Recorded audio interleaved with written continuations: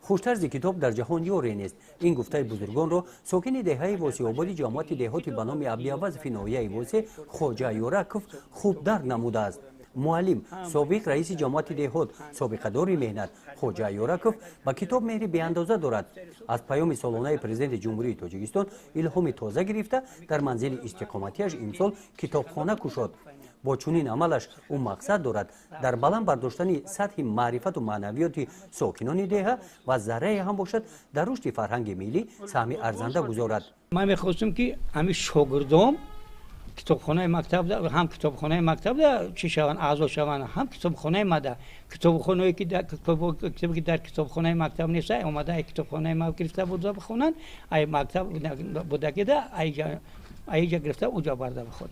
این کتاب‌ها را خواجه یورکوف از دوره دانشجویی تا امروز جمع آورده است. کتابخانه‌اش بای است. اینجا همه جلدهای انسیکلوپدیای تاجیک، فرهنگ خلق تاجیک، ادبیات‌های بدیعی، بچگانه، فلسفه، کتاب‌ها بخشیده به ساحه طب، طبیعت شناسی و دیگر کتاب‌های نادر موجود هستند. نورسان جوانان از این کتاب‌ها استفاده می‌نمایند.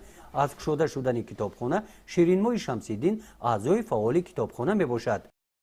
کتاب‌های ورقی سنگی لایق، دیوانی زمانی لایق و مادرنامه لایق را تا امروز مطالعه نمودم و به خواندن تاجیکان باباجان غفور نیست الحال مشغولم. کتاب‌های زیاد از جمله کتاب‌های فاتح نیازی، ساتیم الغزاده را نیز بیشتر وقت مطالعه می‌نمایم و بسیار هم کتاب‌هایی که از جهت مضمونی بلند دارند و جهت‌های تربیویشان بیشتر است، بیشتر به خواندن آنها نیز مشغول می‌شوم. اکثریت استودنتایی که در این اینستیتوت کلاب می‌خوانند بدوچی موضوعی تیبی ده میخونن همین شاگردایم که مکتب تمام کرده یعنی اومده میدونن که من کتابخانه دارم کتاب سرخی با مخصوص تاجیکو هستای تاجیکستان اومده همیو میپسن میگیرن میبرن استفاده میبرن کردن میارن. در کتابخانه شخصی معلم خواجه یورکوف خدمت رسانی رایگان است. از روزی که کتابخانه گشوده شده است نورسان جوانان و معلمان نزد او آمده کتاب‌های پسندیده‌شان را دسترس می‌نمایند.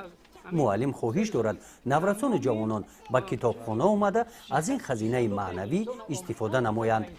گزارش خواجه نظریف خدای نظر ظهروف از ناحیه واسه برای برنامه اطلاعات نوید.